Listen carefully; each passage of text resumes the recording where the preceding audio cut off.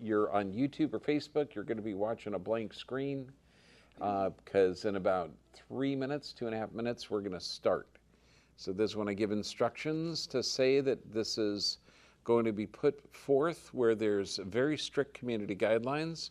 So there's a lot of things you can't talk about because, frankly, the public just can't handle the truth.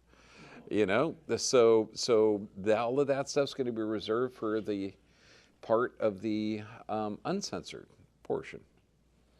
But I'm still blown away that we still have our channel. You know, so if you are watching on Dr. BVIP, you're going to be watching it through uninterrupted.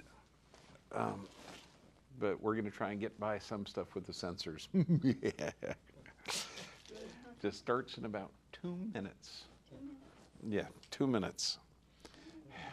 So don't shout out anything against anything, because we now have a governmental program. It's AB 2098, that which is really relieving for all physicians in America. That way they don't really need to decide anything. It's like, thank you. Good. You know, pretty soon they'll save on the medical education and everything else, and they'll just have, you know, little machines that you stand in front of. It will tell you what you want to think and what you need, and then you say, yes, master, I appreciate this. Here's my tax money. Yeah. No, we're going to kind of change this a bit. Almost. Put me in, coach. Put me in, coach. Okay. No, I'm not excited at all.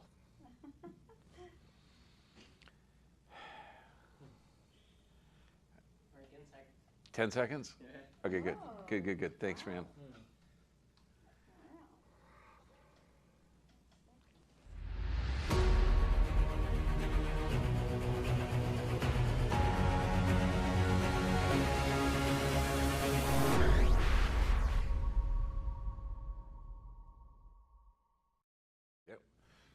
We're on. Welcome to True Health Tuesday, and the truth will set you free. Okay, this is going to be a playoff of last week as well. Okay, the 5 keys to health, and we're going to go over each one of them, but also how to get off your prescription addiction. Since the average person over 60 has taken 12 different prescriptions, okay, and I'm 62, and I'm not taking any if someone's making up for me. Okay, now I love Benjamin Franklin. Being ignorant is not so much a shame as being unwilling to learn. And what did you just say, sir? 2 weeks to flatten the curve? Okay. Okay, luckily sarcasm is still allowed, kind of. Okay, if you're watching on Dr. BVIP, in about 2 weeks, 2.5 weeks, on the 27th, we have our apprenticeship program, which we're going to talk about how inflammation can regenerate joints. Okay, that's pretty cool. And I'll show you how to reverse arthritis. But we're going to mainly talk about knees, hips, ankles, elbows, and you're going to learn a lot. And it's a doctorate level anatomy course, and but worded to where regular people can understand. You're going to see how the body can regenerate. In Extreme Health Academy, this is a brilliant group. You can still get on there for no charge for 2 weeks. It's Bergman 14 is the code. But this was a brilliant piece of legislation by our government, who is no longer in control of the people. Okay, AB 2098, and it makes disseminating misinformation as defined, or disinformation. Now, misinformation means you're making a statement that you didn't know was false. Disinformation is what governments do to purposely change or propagandize to change the thought processes of the people. So this makes it misleading information if you say anything regarding the nature and risks of the virus, okay? Its prevention and treatment, development, safety, and effectiveness of the injectables by a physician and surgeon. That's unprofessional conduct. So just understand, okay, that the government is always right. Okay, one opinion works for everyone. So physicians, if they're gauging that their patient has had these operations or drugs or anything else, and these interventions might be a benefit or there might be something else, forget that. One opinion fits all. One therapy fits all. And trust the authorities, they never change their opinion. What was that again? 2 weeks to flatten the curve? Okay, never mind. Okay, so just know that currently we're allowed to express our opinions in different areas, okay? Now, since this law will probably work really, really well, I'm imagining that they're going to pass more laws to restrict more things, okay? So this way, you don't have to worry your head about differences of opinion. Well, first, this is what is actual fact. Okay, the body has an innate inborn intelligence. Okay, if you're curious about this, eat a banana, find out within 24 hours you've turned that banana into protein, fats, and carbohydrates, and you've built eye tissue out of that banana, or apple, or orange, or mahi-mahi, okay? Whatever you're eating, this is what your body does. It's brilliant. Your body is self-healing and self-regulating. That's a fact. Okay, 97 to 99% of diseases are really adaptations to stressors.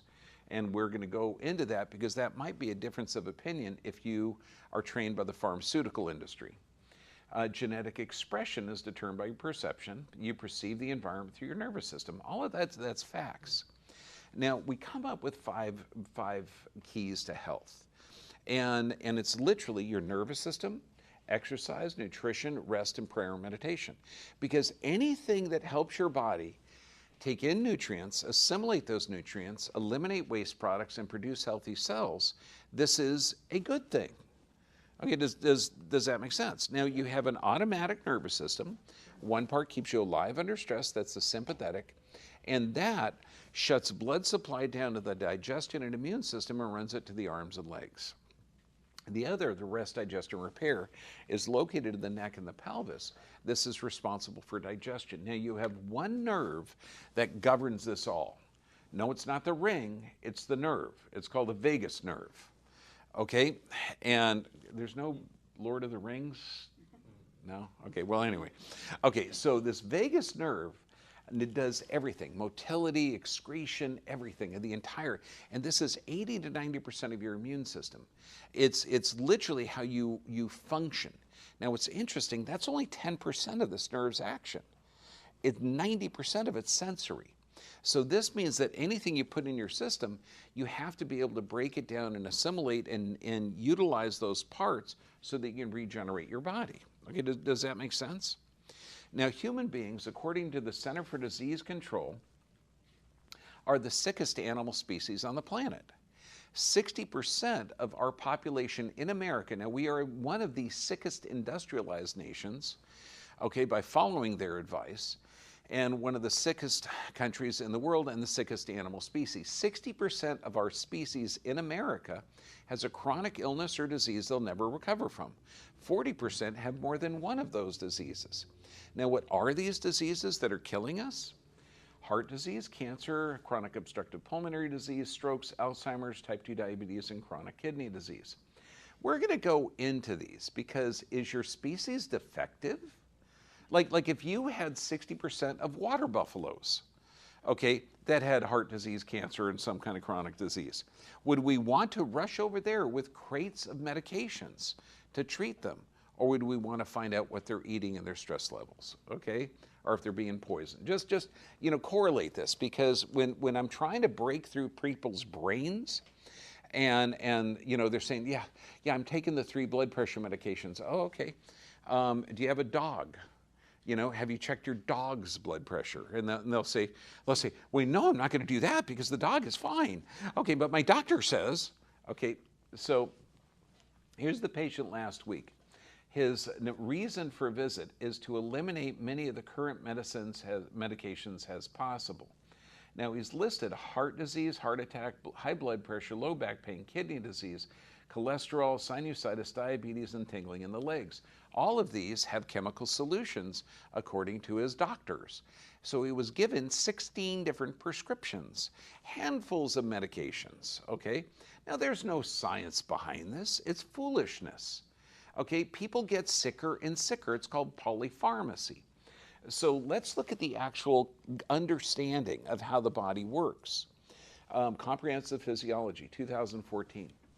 Further understanding the regulatory mechanisms linking the sympathetic and parasympathetic and its immune system are critical understanding relationships between chronic disease development and immune system associated autonomic function. What this means is the 60% of diseases that the Center for Disease Control is I don't want to say they're promoting, but this is under their watch. So if you're following their advice like good, dutiful people, and if you're a medical doctor and you're also following the law in California, then you must follow their advice, okay, regarding certain things. So you can't express your own opinion, and this is killing the good hunk of our population. But this says you've got to look at the nervous system. Why? Well, the nervous system, this is how you experience it. So if you're in a stress state, your immune system and assimilation of nutrients is weakened. If you're not in a stress state, your assimilation of nutrients and tissue production is good. So most people have a tissue production problem. And this goes with everything. Bowel disorders, okay, that's a tissue production problem. Joint issues, looking at brain issues, you're looking at all these degenerative conditions. It's a tissue production problem. Now, how to get your nervous system checked? We use x-rays to look for physical stressors. We use heart rate variability, live blood cell thermography to look at certain stressors. Now, knowing that you've got about 80 to 90% of your immune system is in your gut, anything that damages the microbiome is going to damage your health. Does that make sense? Yeah. Now, it's interesting because what kind of medications damage it? Oh, I'm sorry. One opinion fits all. Okay, let's go with the AB 2098, because I mean, that's only involving one thing that's all the social media companies are banding together. But one opinion fits all circumstances. It's something, it doesn't really work like this, does it? So you can't just prescribe the same blood pressure medications to everyone, although they do. You can't give one blood pressure number to everyone, although they do. That means the 400-pound cigar store owner and the 12-year-old gymnast are the same. Anxiety medications. Can you give one medication for everyone that has that diagnosis? Yes, you can. That's modern medical care. Can you give osteoporosis medications to everyone without even wondering why there's an acidic blood and the body's actually not regenerating tissue? Isn't it odd? Okay, that soon they're going to eliminate all differences of opinion. But all of these medications can damage the body. Medication-induced mitochondrial damage. Now, mitochondrial are little tiny energy centers inside of your cells. And your cells have all of these. And this is where you get the adenosine triphosphate, which is like the powerhouse. They're called the powerhouses of the cell. Now, anything that damages the powerhouse of the cell will damage your body's ability to reproduce itself. Now, medication induced mitochondrial damage and disease. Now, what kind of drugs can damage the mitochondria, the powerhouses? Let's go to the bottom of this. All classes of psychotropic drugs, cholesterol-lowering drugs, pain reliever drugs such as Tylenol or acetaminophen, and many others. So virtually every drug out there can damage your body's ability to have your cells have energy. Now, what can this lead to? Remember, we're in a pharmaceutically controlled government. Okay, they fund the campaigns. We're in a pharmaceutically controlled television, okay, or media.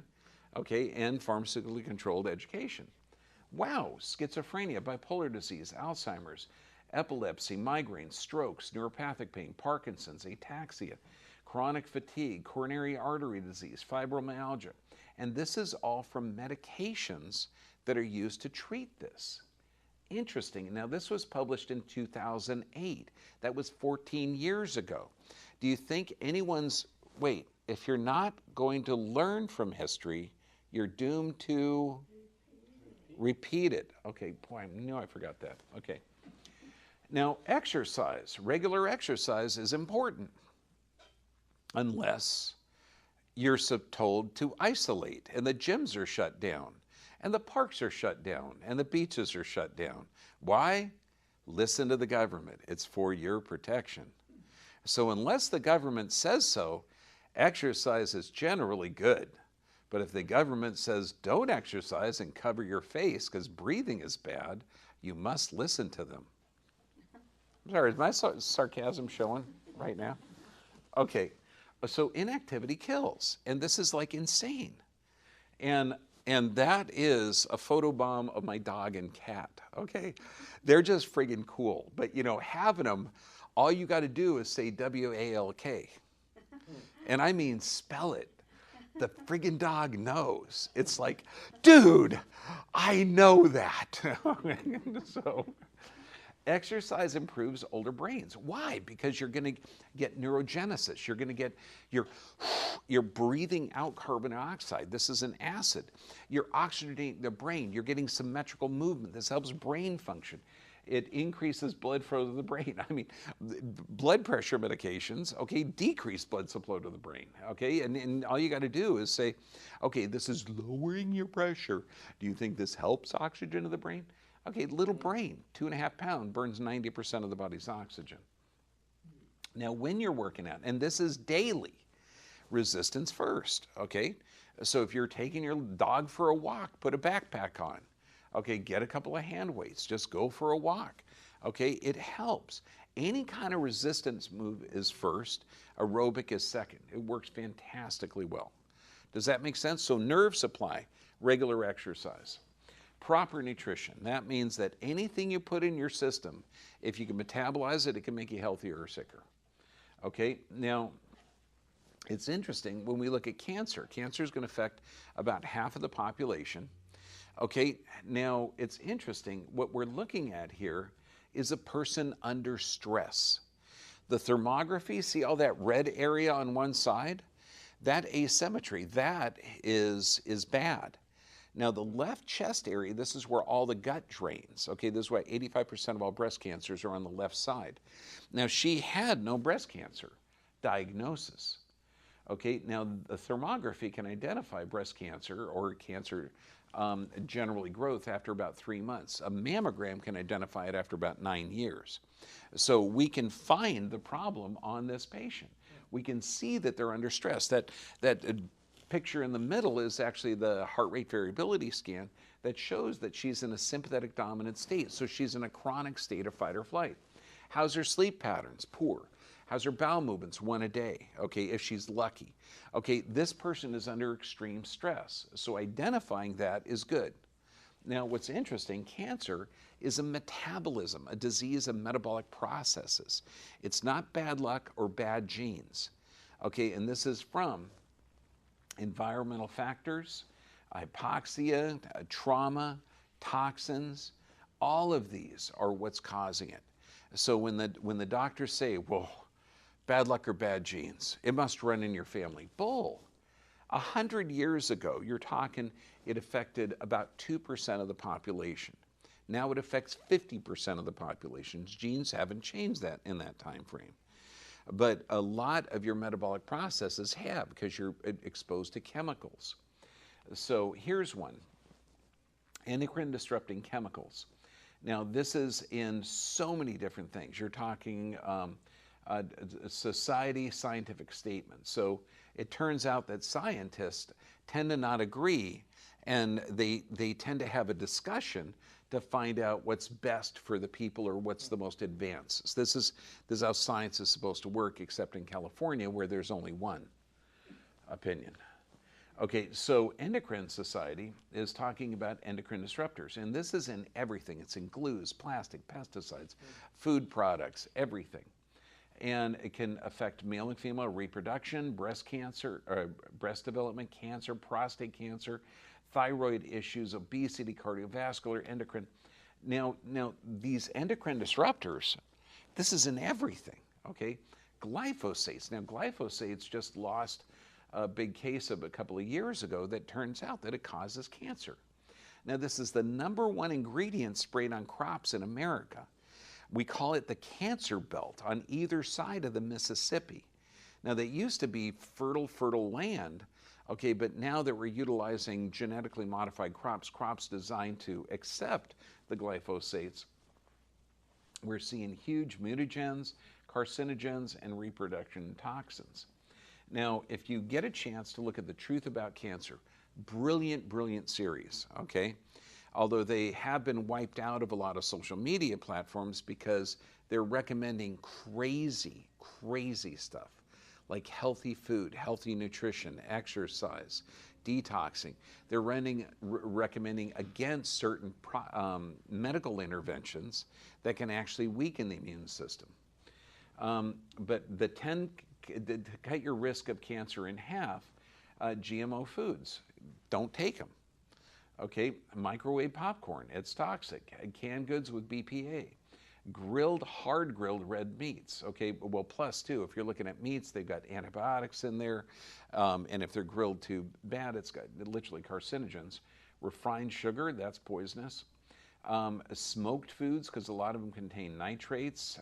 Carbonated vegetables with genetically modified high fructose corn syrup. White flour, farmed fish, and hydrogenated vegetable oils. Yeah, hydrogen group to oils, bacteria don't eat it, and so why should you? Now it's interesting, again, when we're looking at a chronic disease epidemic that's attacking our country, okay, our country, because it's not attacking every country, plants, if you're looking at a causative factor, okay, something linked to cancer, heart disease, diabetes, Crohn's disease, multiple sclerosis, Alzheimer's. It's the nuclear factor kappa light chain enhancer of activated B cells, NFKB. Now, so this is one of the inflammatory processes that lead to these diseases, or a contributing factor. What's the one thing in your world that can deactivate this or inhibit it? Plants. Okay, fruits and vegetables. So when I say, eat a lot of plants, it's not to support Bill Gates and his psycho burger, okay, which is synthetic chemicals, okay. I'm saying eat like your great-great-grandparents did, okay. Why? Because they lived to over 90, but they ate nothing but organic, whole foods, seasonal, and healthy. It's just normal. But eating healthy can help protect you from those diseases. It's mind-blowing. Now, if anyone's familiar with BT corn, okay, it was an idea to modify this corn plant where the pollen would kill insects. So it had a poisonous pollen. They would actually destroy the intestinal tracts of it. Now, you didn't need to do it on human studies because only animals were going to eat it. Okay, now the problem is the BT corn survived the animals' digestion, embedded in the meat, survived the cooking process, survived the mom's digestive tract, and it was found in cord bloods and in their babies. Now it's interesting, there's a certain medical procedure that they're just finding out some of the particles that were supposed to remain in an arm, okay, are now found in breast milk. And you could say, look, you're not going to make an omelet without breaking some eggs. I mean, how would you know that a corn with a pesticide has its own pollen would be found in cord blood of babies after all of this? How would you know? Oh, come on. Don't say that. Don't say experiment first and check it. No, because you got to get the product on the market, okay? And besides, do you understand? This is insane. Okay, for something to be involved in a human being, for something to be involved in the food system, it has to be phenomenally important, phenomenally safe, okay, and redundantly safe, redundantly studied for years. Now, antibiotics. 70% of antibiotics, which are generally poisonous molds, are used in animal feed because we raise them unhealthy. Now, the problem with antibiotics is it destroys bacteria. You destroy bacteria, you have these yeast and fungi that will bore holes in the intestinal tract. Increased intestinal permeability is early Parkinson's disease. So it turns out the intestinal tract, if you damage this. So when we talk about how to keep healthy, you need a healthy nervous system and you got to get it checked because if you're in a stressed state, you don't have good digestion. You need regular exercise unless the government's trying to protect you. Then you need proper nutrition. This means if man makes it, you don't eat it. And if you're damaging your intestinal tract, this is leading to certain neurologic conditions that are near epidemic in our planet. Type 2 diabetes is a blood poisoning. This is so easy to fix. You fix the person's sleep patterns. You get them off of the stress state or the medications. But if you have somebody with the blood poisoning, which is 95% of all diabetics, and you give them a drug to reduce it, it does reduce the glucose. But insulin remains high. So if you reduce glucose 9%, you have a 19% increase in death. You reduce blood glucose 14%, you have a 43% increase in death. Wouldn't it be easier to fix the diet, okay, and exercise, and look at the cause? Just look at the video, Simply Raw by Gabriel Cousins. Again, fruit, vegetables are good for you. Garlic, onions, cruciferous vegetables, super high in glutathione. And this is one of the few ingredients out there that actually help, not really detox, but there's a thing, I can't really talk about it, but if I said graphene oxide, okay, just know that it's in something that's been forced on a lot of people. Glutathione helps not really detox from it, but it can deactivate it. So just know that glutathione is a master antioxidant. It's fantastically important. Building up the gut flora, hugely important, hugely important. Probiotic bacteria have beneficial effects in these diseases, and we're looking at inflammatory bowel disease, diarrhea, critical illness. We already know that if the gut isn't working right, Parkinson's, neurologic. Omega-3s, single most important nutrient for optimal brain function, hugely important. Now, sufficient rest. Why is rest so important? Because this is when your body regenerates. When we look, the dark side of sleeping pills, you will be blown away. If you take a chemical to sleep, you have a 35% increase in cancer. Okay? Now, cancer affects half of our population. So if you're a Pez dispensing medical doctor, okay, where you don't think about anything because you're following the government guidelines, and somebody has a sleep problem, we have that. Okay, it's Lunesta or something, because this way you can have a butterfly flying around. I'm being recorded right now, sir. Otherwise, we'll ask questions later. Okay, so if you're taking a pill for sleep, it increases your risk of cancer. But also, a chemically induced sleep means you're not going to be able to regenerate. So instead of finding the actual cause of not sleeping, we're going to medicate you.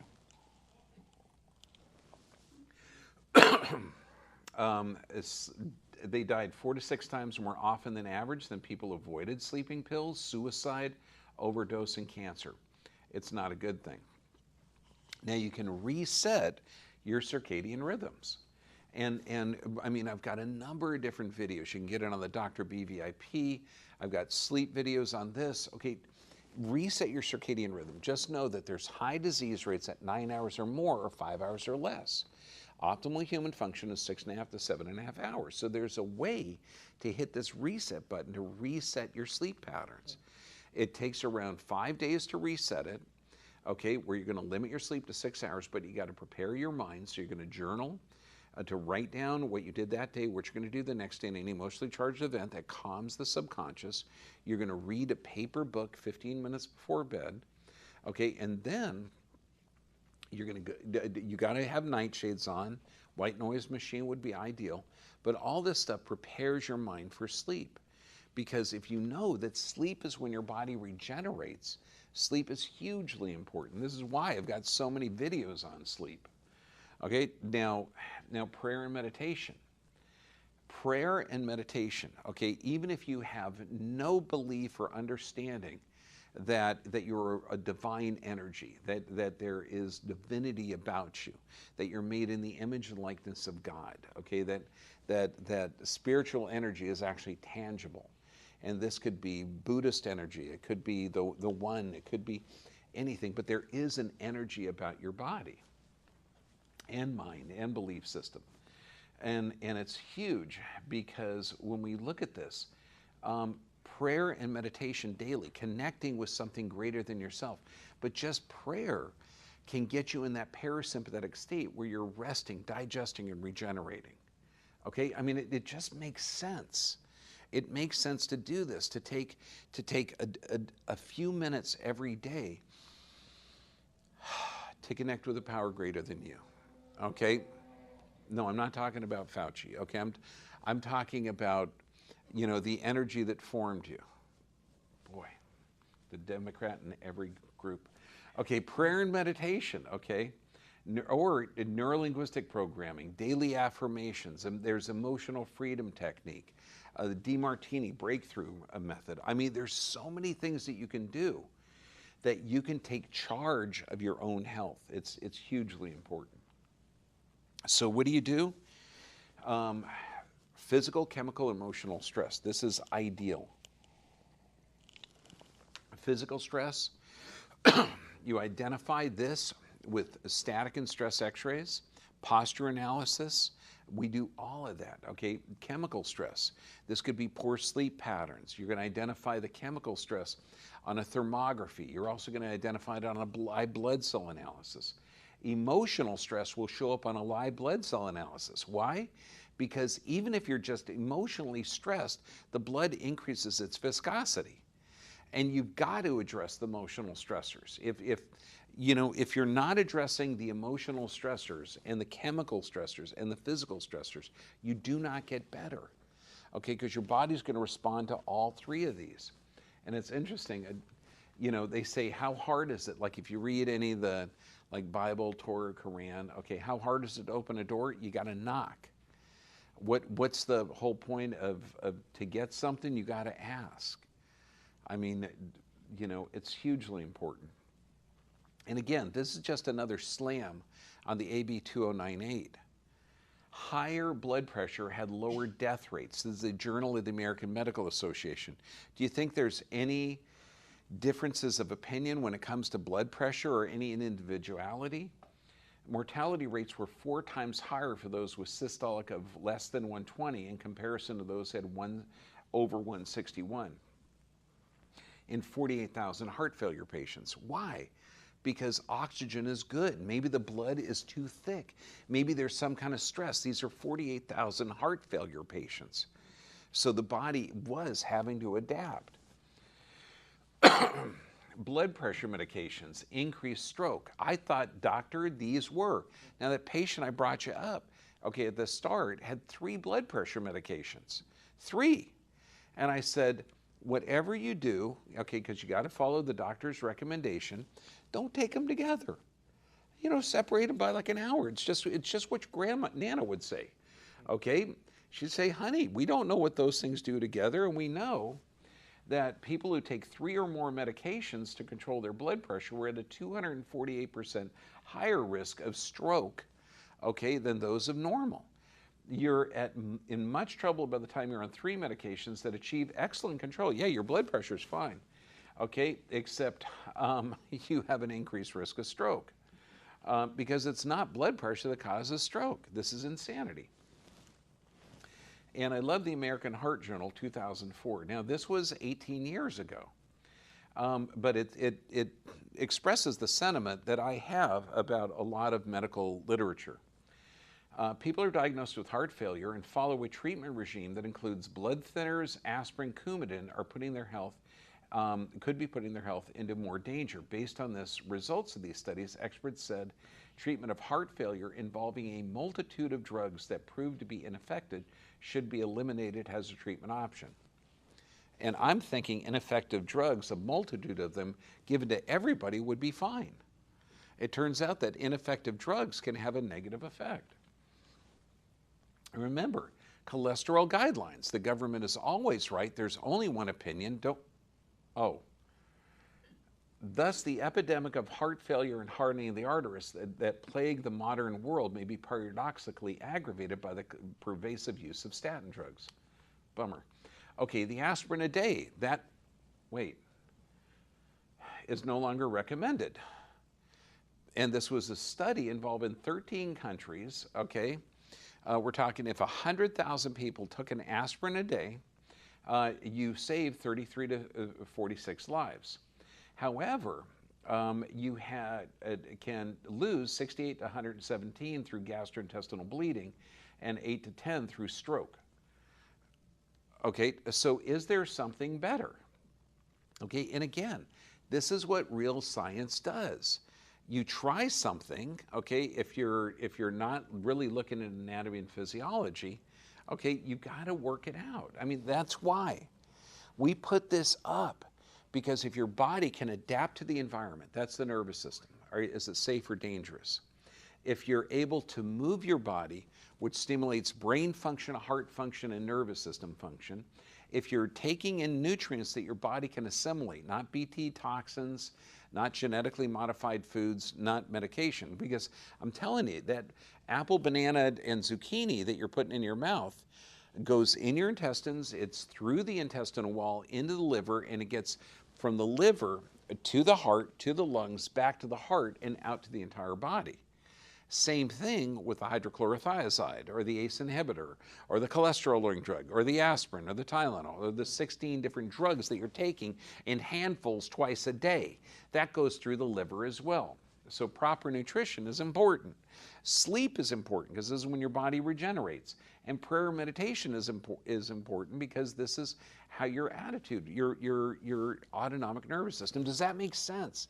It seems so simple. But with 60% of America having a chronic illness or disease, by following this process, okay, even though the government's always right and never wrong, and there's only one opinion, okay, that we need to change this. Does that make sense? Because the government is wrong. There is more than one opinion, and people are constantly learning, okay? This is a tyrannical takeover, okay? I mean, this is crazy. We're going into a dangerous area, the Dr. B VIP. And this is going to be where certain subject matter can't be talked about in our society today. So